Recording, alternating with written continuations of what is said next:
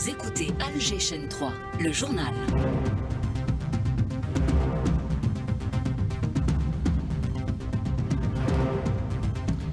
Bonjour Fatima Charaf, mesdames, messieurs, bonjour et soyez les bienvenus dans cette nouvelle édition sommaire de la matinale de ce vendredi 2 mai. Le président de la République, Abdelmadjid Tebboune, félicite les dames de la JS Kabylie. Elles ont remporté hier la 24e édition de la Coupe d'Algérie féminine de football.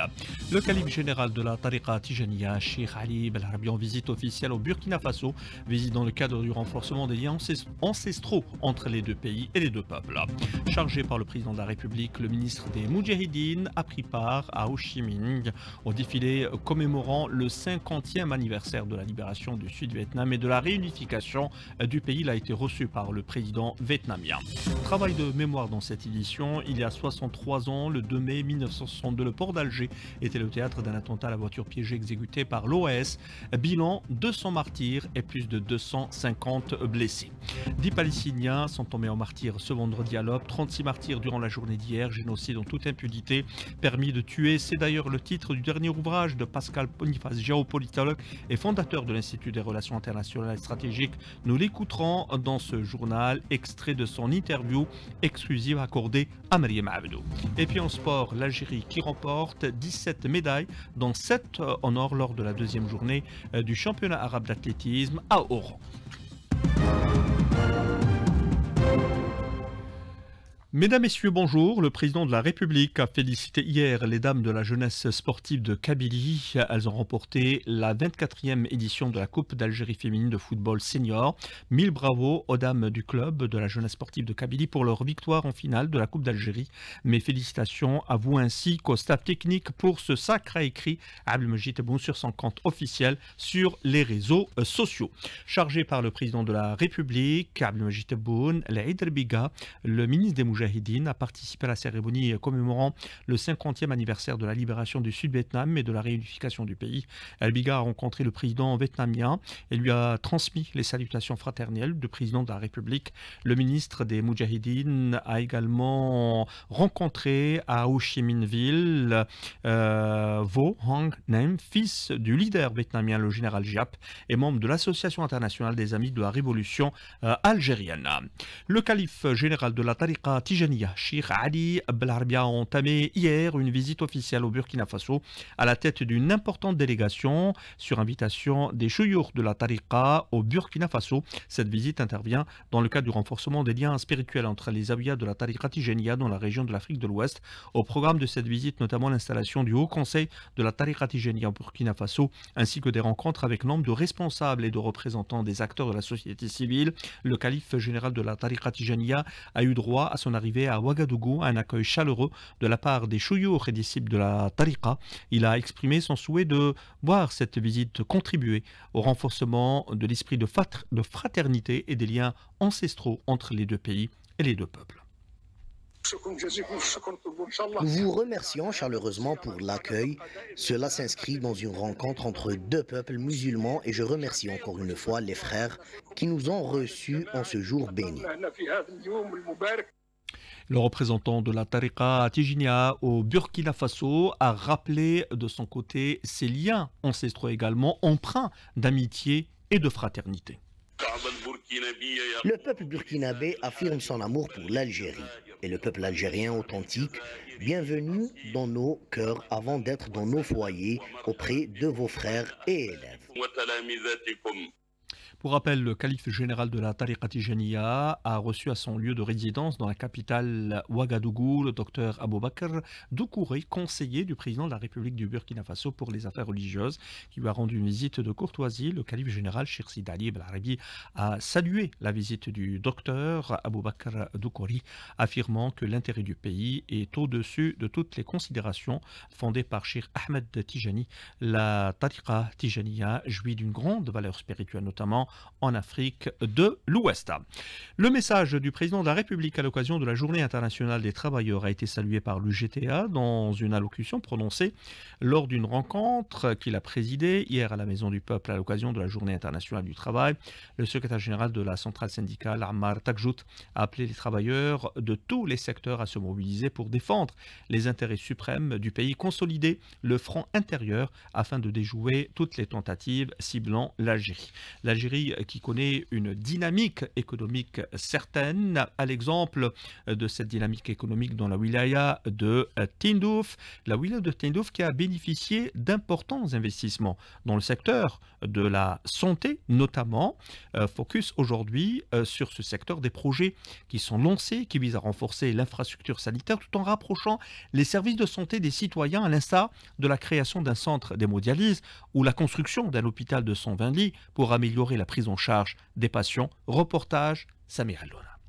Avec plusieurs structures de santé en cours de construction ou de modernisation, la wilaya de Tindouf œuvre à renforcer ses infrastructures sanitaires afin d'améliorer la qualité des soins offerts aux patients. Mustafa Dahou, wali de Tindouf. Le secteur de la santé a bénéficié de projets importants tels que le projet de l'hôpital 120 lits de Tindouf, l'hôpital de 60 lits Mera enfant Tindouf, l'hôpital 24 lits hémodialyse à Tindouf et un hôpital de 60 lits à Oumles. Afin de soutenir le développement du secteur de la santé dans la wilaya de Tindouf, une enveloppe financière conséquente a été allouée pour accélérer la réalisation de plusieurs projets structurants. Selma Zrark, directeur de la santé et de la population par intérim de la wilaya de Tindouf. Le président de la République, lors de sa visite dans la wilaya de Tindouf, a consacré une enveloppe financière relative au budget d'équipement dans le cadre du programme complémentaire pour la wilaya de Tindouf, environ 9 milliards de dinars lors de la première phase. Cette opération a été réévaluée pour atteindre environ 2 milliards 900 millions de dinars algériens supplémentaires afin de finaliser les projets dans le secteur de la santé. Cela concerne notamment l'hôpital de 120 lits, le service de néphrologie pour la dialyse rénale, 60 logements de fonction destinés aux médecins, ainsi qu'un hôpital de 60 lits dans la commune d'Oum El Assel, qui a également été inscrit dans le programme complémentaire du président de la République. La wilaya de Tindouf se dote progressivement d'un système de santé plus moderne, plus accessible et mieux adapté aux besoins des citoyens. Cette dynamique ouvre la voie à une amélioration durable de la qualité de vie en plaçant la santé publique au cœur des priorités locales. Et à propos de l'Algérie profonde toujours, en direction Gherdaya et l'arrivée d'une équipe médicale pluridisciplinaire pour effectuer des soins médicaux, mais aussi des interventions chirurgicales au profit afin de mener des consultations médicales. L'initiative émane du Croissant Rouge algérien de Gherdaya, Mahfoud Karkar. Une caravane médicale pluridisciplinaire initiée par le Croissant Rouge algérien est arrivée à Gherdaya pour effectuer des consultations médicales et interventions chirurgicales. Docteur Mehdi Belawar, chef section médicale Croissant Rouge algérien. Notre équipe est mobilisée pour offrir des soins médicaux gratuits au service de populations des zones les plus éloignées dont le besoin. Les APC concernés sont Sebseb, Oued Necho et Mansoura. Docteur Redouane Ben Mehdi, médecin spécialistes en chirurgie pédiatrique Oran. 20 médecins spécialistes de différentes spécialités, notamment la gynécologie, la dermatologie, la pédiatrie, la chirurgie infantile, l'ophtalmologie aussi, surtout les enfants, les maladies chroniques et les malades qui nécessitent un suivi ailleurs, là où il y a plus d'expérience et de disponibilité de compétences hospitalo-universitaires, notamment à Oran et à Alger aussi. Ces citoyens valorisent ces efforts de solidarité. مناطق نائيه كسبسب والمنصوره لندره الاطباء خاصه ندره الاطباء الاخصائيين. الجمعيه ان شاء الله لقد جيت دوينا ورانا مرضى وكثر خيرهم ربي يبارك فيهم ان شاء الله. والله لا نشكر عليكم زين راهو تجينا تجي ولادنا اي مغارنا نغدي لي ظننا نقاونا الخرج شكرا الله. Tous les moyens sont mis à la disposition de ces médecins pour réussir cette initiative. De Gherdaya, Mahfoud Karkar pour Al-Jishan 3. Et direction la wilaya de Tizi Ouzou qui se prépare à accueillir le premier salon national de l'élevage et des produits laitiers prévu la semaine prochaine. Ce salon verra la participation de près de 120 éleveurs et producteurs de lait de plusieurs régions du pays. Mohamed Haouchine. Connue pour sa grande vocation de production laitière, la wilaya de Tizi Ouzou s'apprête à organiser la semaine prochaine, soit du 6 au 10 mai, son premier salon national de l'élevage et des productions laitières qui verra la participation de près de 120 éleveurs et producteurs de lait et de produits dérivés originaires de plusieurs régions du pays, tout cela pour booster davantage cette filière qui ne cesse d'enregistrer des résultats exceptionnels, comme le confirme Hamid Saïdani, président de la Chambre d'agriculture de la wilaya de Tizi Ouzou. Alhamdoulilah, la wilaya de Tizi Ouzou, elle fait partie des wilayas qui sont productrices de lait, donc pourquoi ne pas faire un événement de cette envergure, sachant que nous sommes partis sur un événement régional, mais on s'est retrouvé avec un événement qui sera national, même international.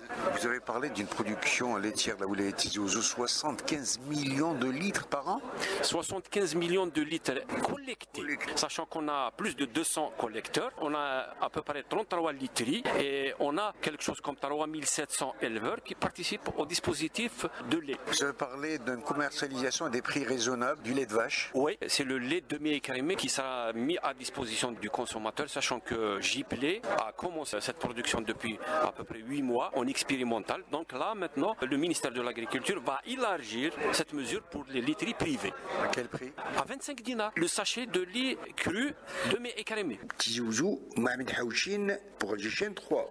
Dynamique économique, socle de notre indépendance, une indépendance chèrement payée, à l'exemple d'ailleurs de l'attentat du 2 mai 1962 au port d'Alger que nous commémorons aujourd'hui, un souvenir douloureux qui restera jamais gravé dans l'histoire de l'Algérie. Une voiture piégée avait coûté la vie à plus de 250 dockers et fait de nombreux blessés, un acte abominable perpétré par l'OAS. Soria Ruslan.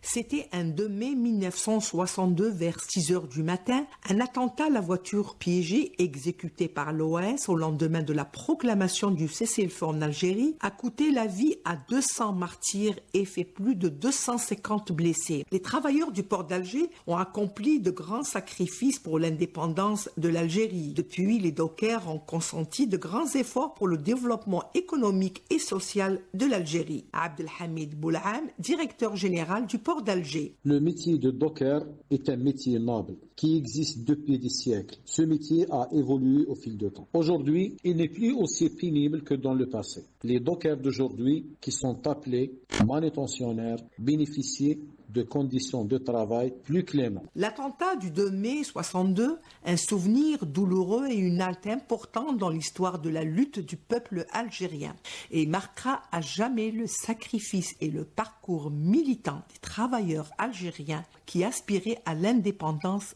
de l'Algérie. L'actualité marquée également par le coup d'envoi hier de la deuxième édition du Festival des Sports à Cabrit Alger, une édition lancée par le ministre de l'Intérieur, Brahim Mred, en compagnie du Wali d'Alger, Abdelnour Rebhi. Le ministre de l'Intérieur a appelé à généraliser ce type d'événement aux autres wilayas, rappelant que dans la foulée que l'Algérie recèle des potentialités et des sites qui attendent d'être exploités au service des citoyens. Cette deuxième édition a connu une influence de la population et notamment des jeunes, des femmes et aussi les personnes à mobilité réduite. Organisé par la wilaya d'Alger, ce festival doit être élargi à d'autres régions du pays. Ces espaces ludiques doivent être bien entretenus et doivent répondre aux attentes des citoyens. La protection civile qui se prépare pour la saison estivale a lancé une campagne nationale de prévention liée aux risques de l'été, que ce soit les risques de noyade sur les plages et les étangs ou des incendies de forêt, sans oublier les intoxications alimentaires. D'ailleurs, à ce propos, entrée en vigueur ce jeudi de l'interdiction du camping et du barbecue dans toute la wilaya de Blida par la conservation locale des forêts. D'autres wilayas devraient prendre la même décision. 10 Palestiniens sont tombés en martyrs ce vendredi à l'aube. 36 martyrs durant la journée d'hier. Génocide en toute impunité. Et face au génocide toujours en cours à Gaza, des voix s'élèvent pour dénoncer l'impunité de l'entité sioniste. C'est le cas de Pascal Boniface, géopolitologue, fondateur de l'IRIS, l'Institut des relations internationales et stratégiques, auteur de 80 livres. Pascal Boniface vient de publier son dernier titre, Permis de tuer, dans un entretien exclusif accordé à Brahim Abdou. Il explique ce qui a motivé ce titre, extrait de son intervention dans l'Histoire en marche. Parce qu'on observe quand même des tueries massives, régulières depuis 1 an et demi sur la population civile de Gaza et que, en dehors de tout droit international, bien sûr, mais que néanmoins Israël continue et que malgré les protestations internationales, dont certaines sont purement verbales, d'autres essayent d'ester en justice, ces massacres continuent, ces crimes de guerre continuent et effectivement, j'ai voulu faire un peu ce cri d'alarme pour dire qu'il est vraiment temps que les consciences se réveillent et d'arrêter tout simplement ce massacre. Mais en fait, on voit qu'il continue chaque jour et qu'on assiste impuissant, sous nos yeux révulsés, à un risque génocidaire qui sera certainement qualifié très prochainement par la justice internationale des génocides comme elle est déjà par de nombreuses ONG internationales. Et un chiffre à retenir également ce matin, quelques 300 000 personnes ont manifesté hier en France à l'occasion du 1er mai contre l'extrême droite, dont 100 000 à Paris, 270 manifestations recensées dans toute la France, dont un rassemblement pour rendre hommage à Boubacar Sissé, un musulman tué la semaine dernière dans une mosquée du sud du pays et dénoncer l'islamophobie. Et puis du sport pour terminer, athlétisme, 17 médailles remportées dont 7 honneurs lors de la 2e journée de compétition des championnats arabes d'athlétisme qui se déroule à Oran. Plus de détails dans quelques instants dans Matin Sport présenté par le STOM Yahya Shrif. Tout de suite, les couleurs du ciel avec Fatima Charef. Très bonne écoute.